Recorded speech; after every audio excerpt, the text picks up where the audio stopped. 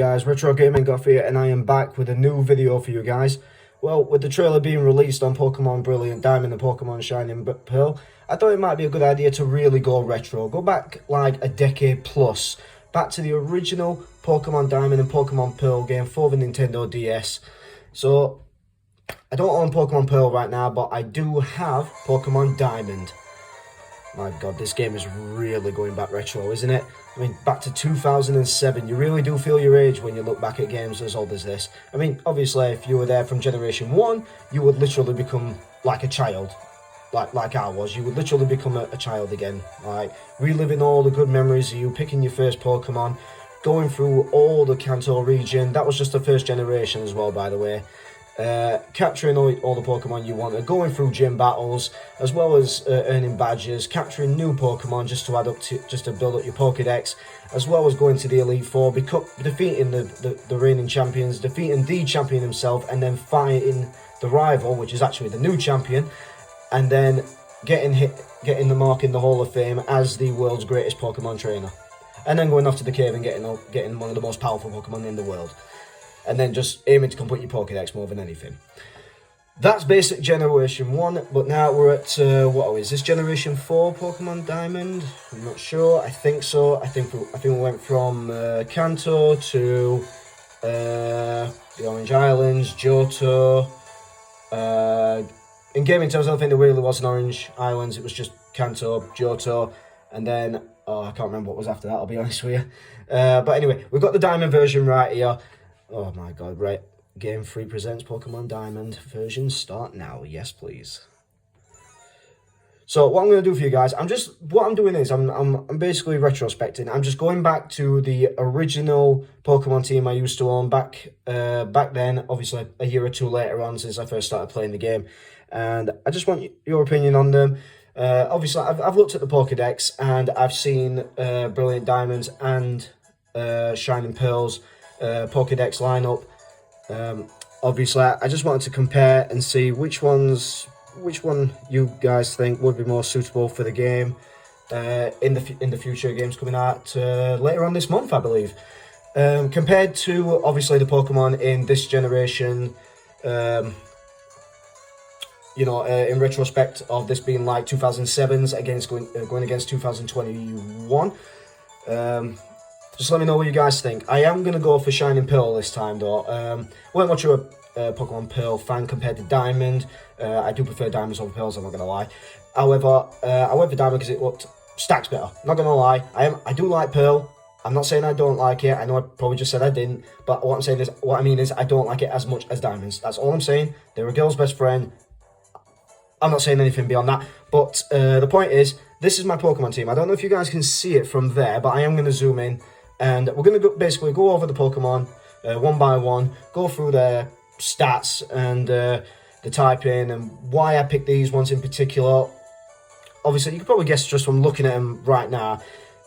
You might think to yourself, good to start, but then you look at others and you think, why has he chosen them? Well, I'll be honest with you, there isn't much to this Pokedex, unless you had cheat codes or whatever, which during the timeline, during this DS timeline, we actually did have cheat codes to access more Pokemon from like Kanto and Johto, and now we're in Sinnoh.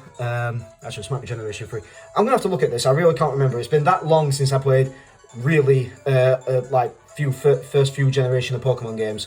The last one we had was Shield and Sword. Now we've got Brilliant Diamond and Shining Pearl coming out, which are remakes of Diamond and Pearl.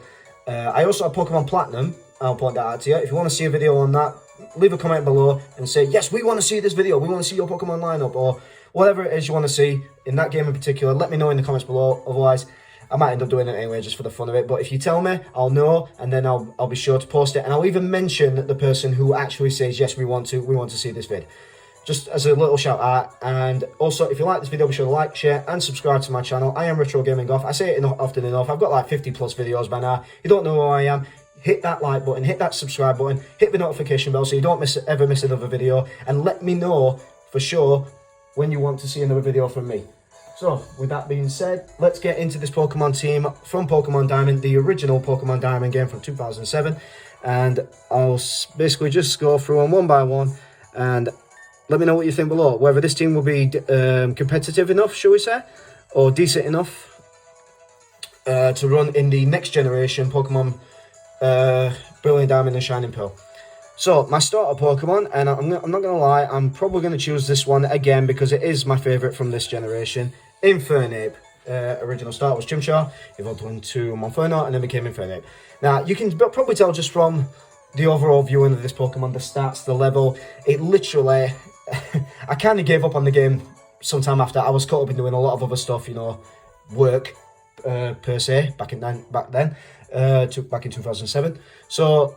naturally, I can't always touch with games. I'm hopefully trying to get back into them now and hopefully get some new videos out there for you guys. So Inferno is my first choice of Pokemon. Firefighting type. It is the strongest one I have. It is at level 50. I have gotten all 8 badges. I just haven't progressed into the Pokemon League just yet.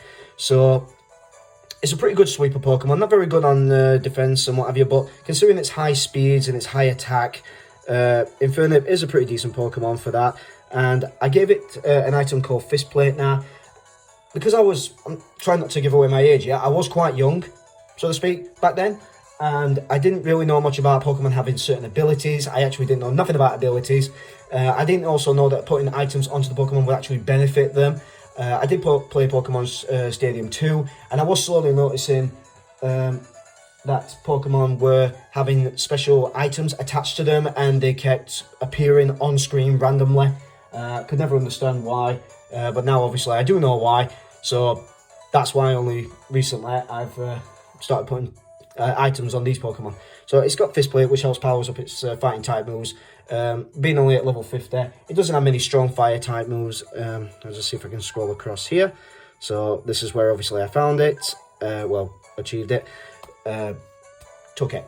So its ability is Blaze, so it powers up all fire type moves. So I gave it the Fist Plate because it powers up all its fighting type moves, and obviously if it gets weakened in battle to a point where it's got zilch on health, it will power up its fire type moves as well, giving it an extra kick in the face, shall we say, or you know, fire to ice. So hitting it harder and beating them down bit by bit. So attack stat is obviously high. Defense, not too bad, very generic I'd say. Special defense, biggest weakness being psychic, I think, because it's a type in its fire.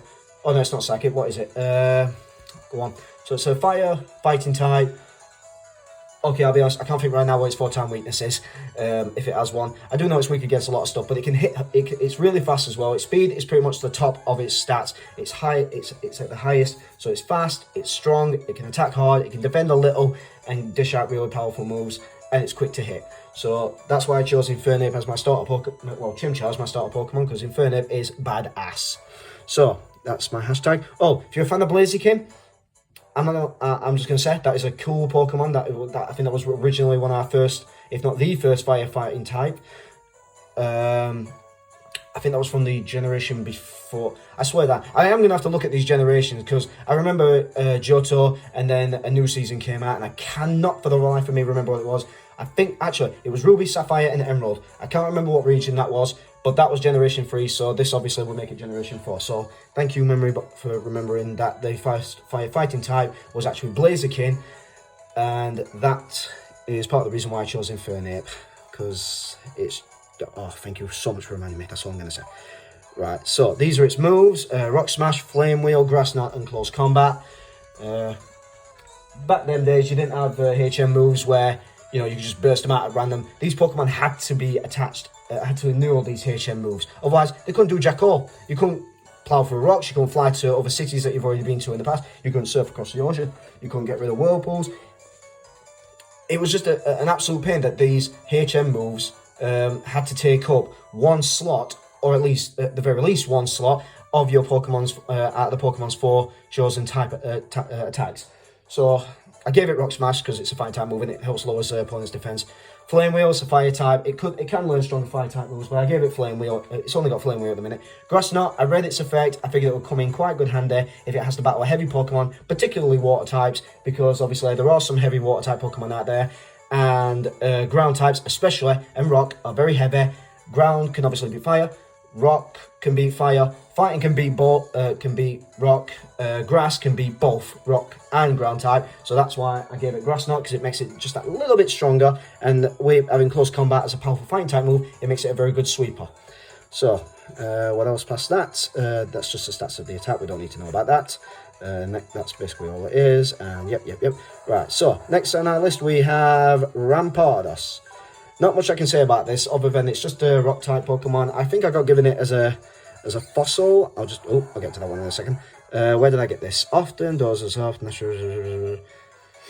Okay, so met it at a museum. So I'm guessing I got this Pokemon as a fossil, so therefore it was a given Pokemon. So as it was a gift, I raised it, I grew it, raised it, defossilized it. I don't think that's a word. Don't really care. And therefore I got Rampardos. It's an alright rock. It's an okay rock Pokemon, but I just figured because I achieved it as a gift, I figured it might be ideal to use as a Pokemon in my team. So it's got high attack stats, generic speeds, which is not uncommon for a rock type Pokemon, but it's got mediocre other effects, so it's very vulnerable to special attacks like water, ice, and grass. I assume. Special attack, don't really have much. Defense, I'm a little bit annoyed at, but then again, it is a fossil Pokemon. Probably ain't got much defense. Just take a sledgehammer to it. Done. Gone. But its attack's really high. So obviously, I like a good strong attacker if I ever needed one. So while we're getting to that, we've got Rock Polish, which basically helps speed up its speed stats. So I gave it that move because obviously, even if it gets hit and takes a bit of damage, don't really care. Boosts up its speed. Hit the Pokemon hard with your next attack. Strength, Zen Headbutt, Assurance attacks second. It does double damage, I think. I can't remember. What does it actually do? No. Spoiler alert. How do I do this? No. Big spoiler alert. Wait, where is it? There we go. Right, just ignore those last ones. You can tell it's been a while since I actually did this. Yeah, there we go. Okay, so Zen Headbutt can cause flinch, so if you use Rock Polish, it could obviously do flinch. It could possibly flinch your opponent, therefore you can get another attack in. Strength is a powerful move anyway. Assurance, if a foe has already taken the same damage, attack doubles. Okay, so that was the reason why I did that. I apologise in advance for that little mess up I just did. I can't believe I did that actually, but then again, I haven't played this Pokemon game for quite some time. I've been playing Switches recently, so obviously I'm not quite used to playing the DS. Right, next. Not much I could say on Rampardos, but there you go. Roserade, okay. There was plenty of other Pokemon I could have chosen. I don't know why I chose this one. I think just because I needed a Pokemon that needed to know how to cut, and I'm sure there was other Pokemon around at the time that could have done just as much as Roserade, but I chose this Pokemon just because, whatever, I just did. So, Roserade, we've already seen its attacks, so it knows Cut, Magical Leaf, Giga Drain, and Slush Bomb. It's okay in special. Everything else is more or less generic. Its defense is pretty weak for a grass poison type, but special defense makes up for that. Not by a great deal. It's about its ability Natural Cure. All stat problems are healed upon switching out. So I've never actually done any of these abilities. I'm just now getting into them. I'm pretty sure that if I get back into playing all these old Pokemon games, which I have a handful of, I'm going to take notice on these abilities. I'm going to pick probably the right Pokemon with the right amount of stat and hopefully get that up and running and get some more videos up there for you guys. Where did I find this one? Nobody cares. Yep, seen all that. Okay, so Poison, Grass type, and I think I've gone through everything with that one, so not much to say about it. Its level is pretty weak. Again, I haven't had much time to train. I do have experience share. Nowadays, Pokemon, you battle with one, and all your party gets experience. Back in these days, you had to literally bring out the Pokemon you wanted to train. So that was pretty hard enough as it was, considering there wasn't much going for you. You had to keep continuously battling Pokemon. Either in the grass area, the water area, wherever the strongest Pokemon was, you had to be 10 times the strength of that Pokemon just to have a chance against anything beyond that point. So, yeah, that's why most of these Pokemon are very weak. And you can probably tell, again, that's why, obviously, they are very weak, because I haven't played the game for a while. Next, we have Honchkrow. There was already a spoiler alert, because you probably saw all my team, but you didn't see anything about their stats and whatnot. So, Honchkrow, yeah, I've got to be honest, there was a very limited amount of flying type Pokemon I needed for this game. It was either going to be Honchkrow, it was going to be Staraptor, it was going to be Pidgeot, which I don't think you can get in this generation. pretty sure you can, but I don't know where. There is another Pokemon, I forgot what it is. I think is it Taylor? That might be last generation, might be this generation. I'm really out of date with the Pokedex and which Pokemon comes from what season, what generation, and what area at this point. So I got Honchkrow for this for Pokemon Diamond. I also gave it Dread Plate. Again, I only just realised that certain Pokemon can never be equipped with certain items. Dread Plate increases its Dark type moves, and because it's part Dark, part Flying, that's why I gave it that move. So next, okay, so it's stats. I never mentioned any of my Pokemon's HP, but that's not what we want to focus on. What we want to focus on is mainly its attack, defense, special defense, and speed, and all that stuff, and also its ability. So attack is pretty decent, pretty high. Defense on both sides are lacking, but also its special attack is quite niche. It's actually the highest of it. Which is good.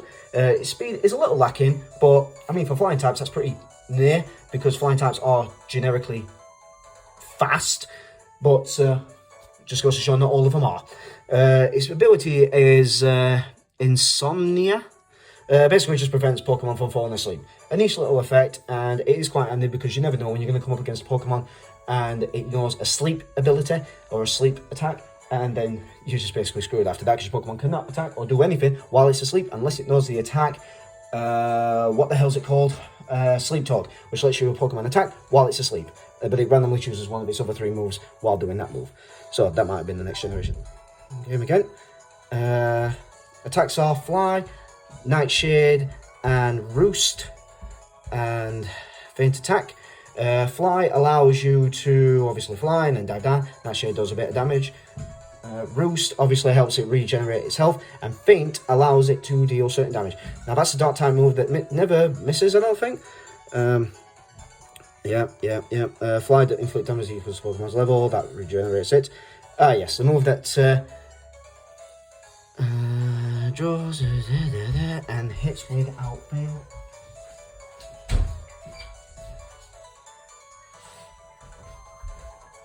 Okay, and next we have, what have we got after that? Absolutely nothing. Alright, let's move down. Steelix, one of my favourite Pokemon in the world, being part Steel, part Ground, and the evolved form of Onix. Also has a Mega Evolution, but that don't come on until later on in the future lifetime. Oh, God, not that second, sorry about that. Met at Victoria Road, so I got that fairly recently, to be fair. Somewhat vain. No, I will get to that last Pokemon. Attack's pretty weak. Oh my god, I'm really knocking stuff out today. Now, please excuse the Gorilla videography. Right, it's got a very high defense, 210. Actually, one of the highest defenses from any Pokemon, to be fair. Special attacks, very minimum. Its special defense, it's not that bad. Speed, absolutely heartbreaking, but then it is a Steel Ground type, so it's bound to have very minimal speed going for it. I'll just move that ever so slightly. I do apologise. This Gorilla style videography is really crap. Its ability is Rock Head and basically protects Pokemon from recall damage. So if it physically attacked a Pokemon, and it would do damage to yourself, like Takedown, Head Smash. I think I could be wrong on that one, but any form of recoil damage where you hit something and it actually hurts you as well. Rock Head prevents that on Steelix. So yeah, very good defense Pokemon. Right, so Dig, nice little ground move. Its signature move is Iron Tail, which is a very powerful attack. Crunch, enough said, it's got a big enough gob. Stealth Rock, I know it's a slow Pokemon, but it's got a high defense, so hopefully if you set up a Stealth Rock, you can literally just set up the field, and any Pokemon that comes out in the further future in a battle will take damage from Stealth Rock. So that's another reason why I've got Steelix in this team. It's big, it's powerful, it's in defense terms, and it could set up the field just nicely. And it's a very good Pokemon to switch into if you're coming up against something that is not going to do much damage against a Pokemon of this type, of this defense strength. And obviously, this Pokemon can hit hard if it wants to. Now, finally, we have Tentacruel. These things were an absolute ick back in the day because it were forever everywhere. All over any ocean you would surf across, you would come across a Tentacool or a Tentacruel. It was always going to be one of those two, unless future generations had something else to say about it, where you would encounter something completely different. But most commonly, it was going to be this. It was about as common as fishing out a Magikarp with an old rod. That's how common this Pokemon was. However, nonetheless, there are further and much better water-type Pokemon in this game. However, I chose Tentacruel because it's actually the first time I've ever decided to use Pokemon like this. So for that reason, I chose it for this particular game in general. So I don't know where I found it. So water poison type. So I found this quite literally. Oh, loves to eat, likes dry food, kind of like me, except I like it a bit moist. So it has the ability to clear body, prevents Pokemon's stats from being lowered, so that's very helpful. Generic attacks all the way to special defense and speed, which are the only decent things about Tentacruel. And with being part poison, part water, it's actually not that bad, so it can help out a lot, given its typing. But it's also immune to a lot. It's also going to take a lot of damage from a lot of stuff. So, yeah. Now, moveset. Because it's a female, I gave it Attract, which basically makes the opposite gender of Pokemon, male, fall in love with it, which means it can't attack on certain terms. So sometimes it can attack, sometimes it can't. Be so in love with Tentacruel, and being that it's a jellyfish, chances are it's probably not going to find it that attractive. So, you know, Attract is very helpful in this case. It also knows Water Pulse, which can confuse your opponent. It knows Poison Jab, which can poison an opponent, and serve just for a big mountain ocean wave. Excuse me. Tickly throat, just from doing a massive amount of damage. So aside from protecting your Pokemon, making your opponent's Pokemon stop attacking you, you could also confuse it, which also stops you from it being attacking you, but it would attack itself. Poison, so it weakens its health, and then Surf just to wipe it out completely. So there you have it, guys. That is my Pokemon team from Pokemon Diamond of 2007. What do you think? Do you think this team could be helpful in Shining Pearl or even Brilliant Diamond? Let me know in the comments below. If you like this video, be sure to like, share, and subscribe to my channel. I am Retro Gaming Goth. I'll see you all later for the next video. Take care.